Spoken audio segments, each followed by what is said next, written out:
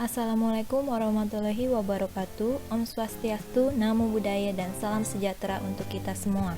Pertama-tama saya ingin mengucapkan terima kasih kepada Ibu Rika Hendasa Fitri, SEMACCAK, selaku dosen pengampu mata kuliah akuntansi minyak dan gas, yang telah memberikan kesempatan pada kami untuk memaparkan materi mengenai biaya eksplorasi tanpa pengeboran di bawah upaya yang berhasil dan biaya perolehan dari properti yang belum terbukti di bawah upaya yang berhasil. Topik ini membahas mengenai pertama, biaya eksplorasi tanpa pengeboran di bawah upaya yang berhasil, dan yang kedua, biaya perolehan dari properti yang belum terbukti di bawah upaya yang berhasil. Berikut materi pertama mengenai biaya eksplorasi tanpa pengeboran di bawah upaya yang berhasil. Biaya studi topografi, geologi, dan geofisika. Ini memiliki hak untuk mengakses properti untuk melakukan studi tersebut, dan gaji dan biaya lain dari ahli geologi, kru geofisika, dan orang lain yang melakukan studi tersebut. Secara kolektif, ini kadang-kadang disebut sebagai geologi dan geofisika biaya atau GNG. Biaya membawa dan mempertahankan properti yang belum dikembangkan, seperti sewa yang ditunda, pajak ad valorem atas properti, legal biaya untuk pembelaan hak dan pemeliharaan tanah dan sewa catatan. Lalu yang ketiga, kontribusi lubang kering dan kontribusi lubang bawah. Yang keempat adalah biaya pengeboran dan pelengkapan sumur eksplorasi. Yang kelima adalah biaya pengeboran sumur uji stratigrafi tipe eksplorasi. Biaya eksplorasi non-pengeboran. Ini dikenakan biaya eksplorasi timbul meliputi dua kategori.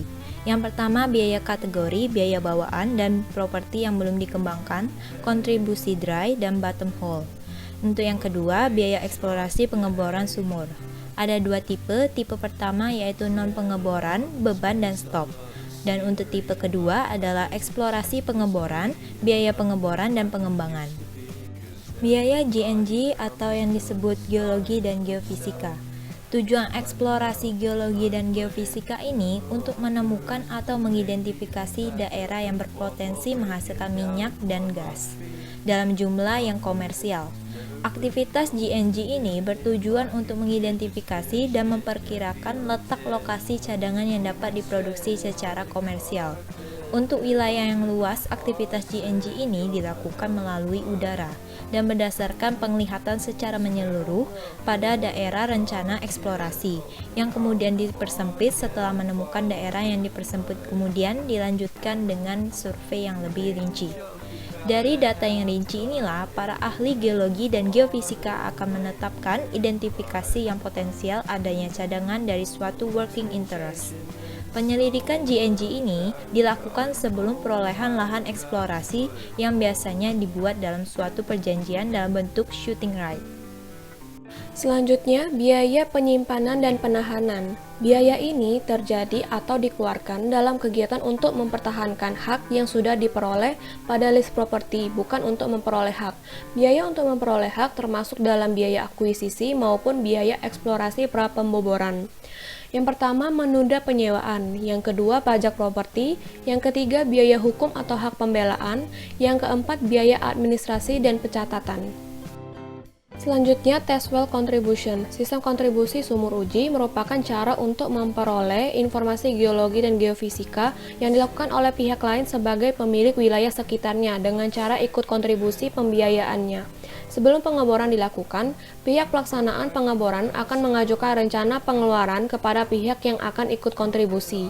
Selanjutnya, kontribusi sumur uji ini ada dua bentuk, yaitu kontribusi dry hole dan kontribusi bottom hole. Selanjutnya, dalam kontribusi dry hole, kewajiban pembayaran pihak yang ikut kontribusi baru timbul apabila menemukan sumur yang dry hole atau tidak dapat berproduksi secara komersial. Di sini, pihak pengebor tetap diwajibkan untuk memberikan data geologi dan geofisika kepada pihak yang ikut kontribusi.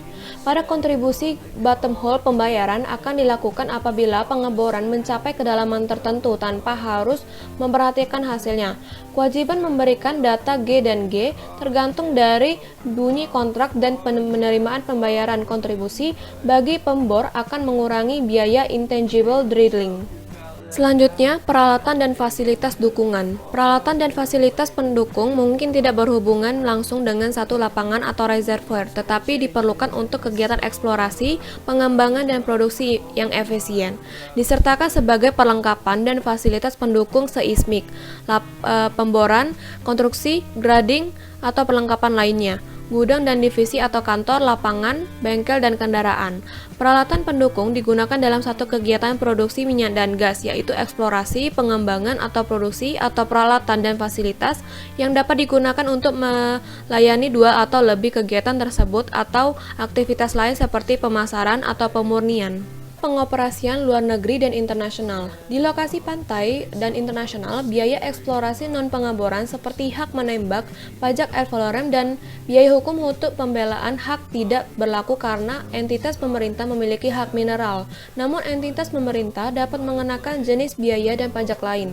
Survei G dan G lepas pantai dilakukan secara berbeda dari G dan G darat, dan secara signifikan lebih mahal. Dalam operasi internasional G dan G dapat dilakukan di darat atau lepas pantai tergantung pada area kontrak.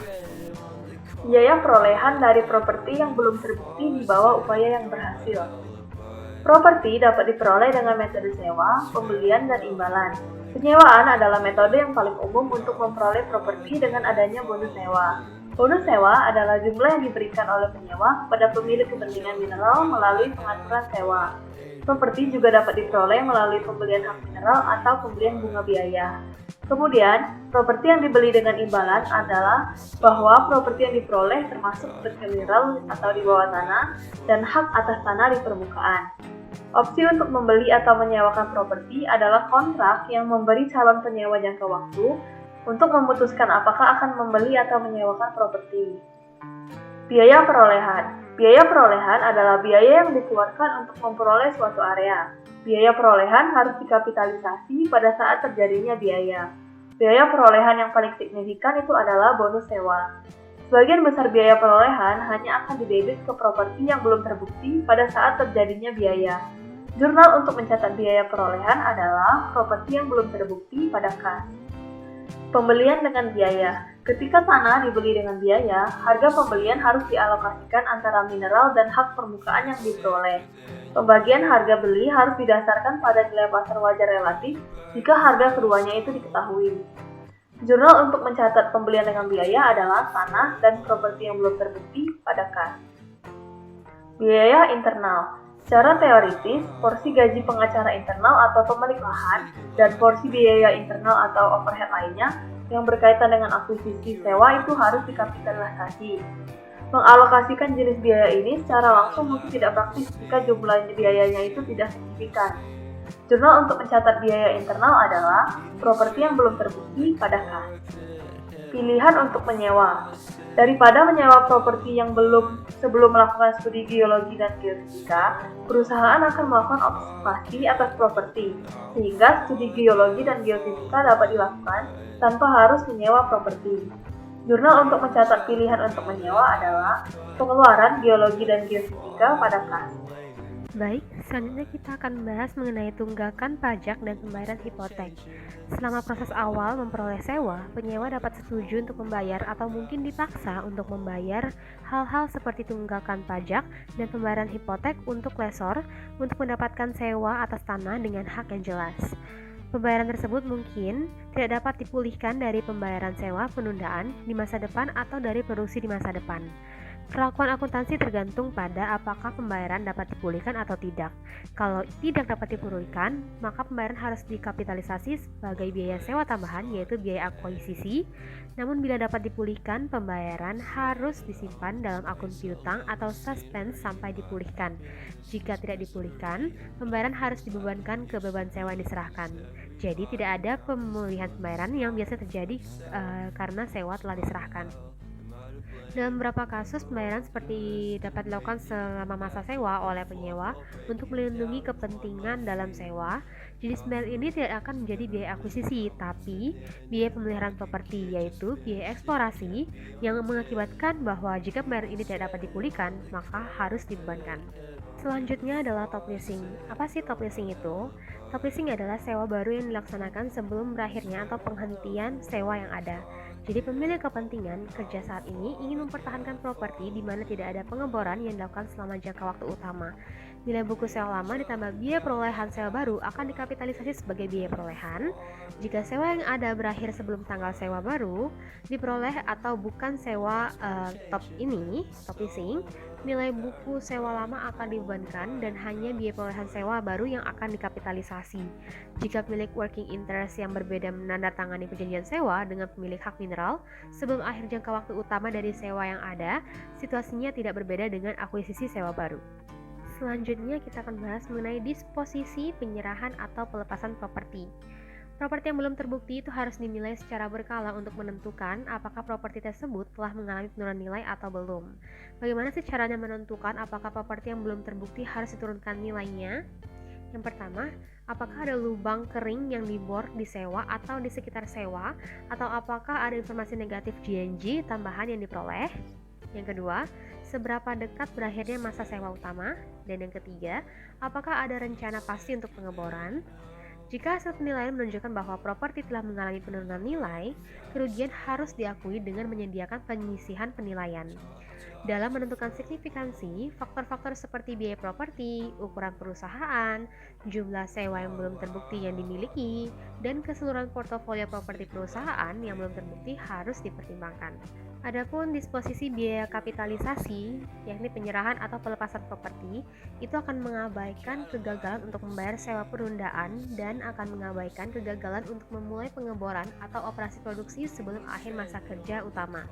Jika akun penyisian tidak memadai, kelebihannya harus dibebankan ke beban sewa yang diserahkan. Ini tercantum pada SFAS nomor 19 paragraf 40. Jika properti dinilai secara individual, pengabaian menghasilkan nilai tercatat bersih.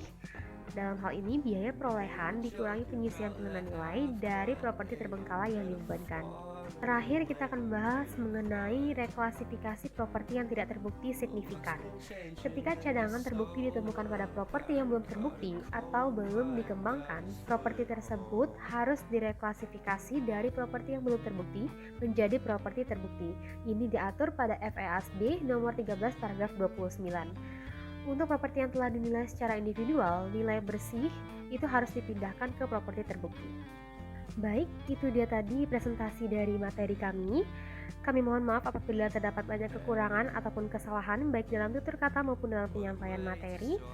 Semoga dapat menjadi pelajaran bagi kita semua dan semoga apa yang kami sampaikan dapat bermanfaat bagi yang menonton. Akhir kata kami ucapkan banyak terima kasih. Wassalamualaikum warahmatullahi wabarakatuh. Sampai jumpa. Cause everybody around me's feeling sorry for himself.